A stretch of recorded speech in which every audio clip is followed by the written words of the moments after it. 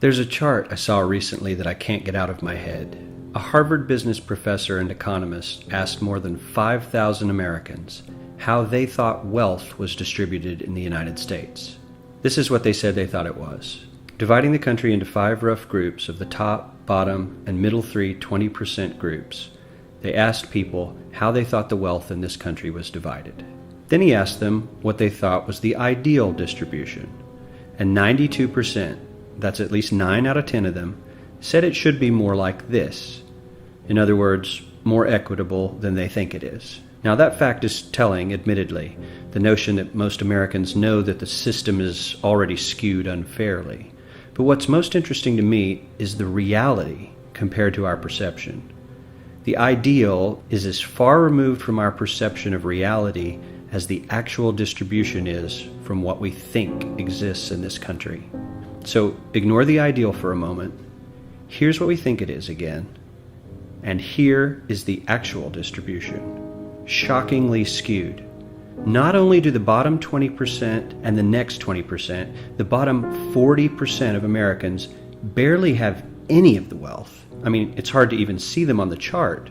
But the top 1% has more of the country's wealth than 9 out of 10 Americans believe the entire top 20% should have.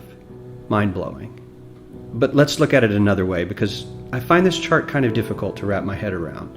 Instead, let's reduce the 311 million Americans to just a representative 100 people. Make it simple. Here they are: teachers, coaches, firefighters, construction workers, engineers, doctors, lawyers, some investment bankers, a CEO, maybe a celebrity or two. Now let's line them up according to their wealth. Poorest people on the left, wealthiest on the right, just a steady row of folks based on their net worth. We'll color code them like we did before based on which 20% quintile they fall into. Now let's reduce the total wealth of the United States, which was roughly $54 trillion in 2009, to this symbolic pile of cash. And let's distribute it among our 100 Americans. Well, here's socialism, all the wealth of the country distributed equally. We all know that won't work. We need to encourage people to work and work hard to achieve that good old American dream and keep our country moving forward. So, here's that ideal we asked everyone about. Something like this curve. This isn't too bad. We've got some incentive, as the wealthiest folks are now about 10 to 20 times better off than the poorest Americans. But hey, even the poor folks aren't actually poor, since the poverty line has stayed almost entirely off the chart.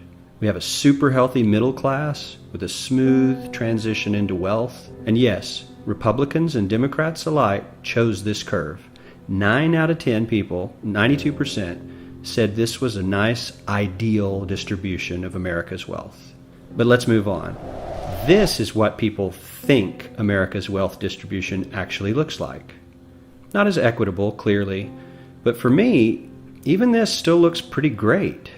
Yes, the poorest 20 to 30% are starting to suffer quite a lot compared to the ideal, and the middle class is certainly struggling more than they were, while the rich and wealthy are making roughly 100 times that of the poorest Americans, and about 10 times that of the still healthy middle class. Sadly, this isn't even close to the reality. Here is the actual distribution of wealth in America. The poorest Americans don't even register. They're down to pocket change, and the middle class is barely distinguishable from the poor.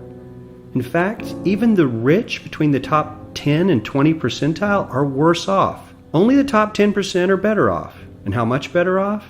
So much better off that the top 2 to 5% are actually off the chart at this scale.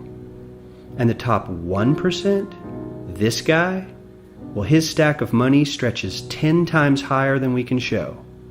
Here's his stack of cash, restacked, all by itself. This is the top 1% we've been hearing so much about. So much green in his pockets that I have to give him a whole new column of his own, because he won't fit on my chart. 1% of America has 40% of all the nation's wealth. The bottom 80%, 8 out of every 10 people, or 80 out of these 100, only has 7% between them. And this has only gotten worse in the last 20 to 30 years. While the richest 1% take home almost a quarter of the national income today, in 1976 they took home only 9%, meaning their share of income has nearly tripled in the last 30 years. The top 1% own half the country's stocks, bonds, and mutual funds. The bottom 50% of Americans own only 0.5% of these investments, which means they aren't investing. They're just scraping by. I'm sure many of these wealthy people have worked very hard for their money. But do you really believe that the CEO is working 380 times harder than his average employee? Not his lowest paid employee, not the janitor, but the average earner in his company. The average worker needs to work more than a month to earn what the CEO makes in 1 hour. We certainly don't have to go all the way to socialism to find something that is fair for hardworking Americans. We don't even have to achieve what most of us consider might be ideal. All we need to do is wake up and realize that the reality in this country is not at all what we think it is.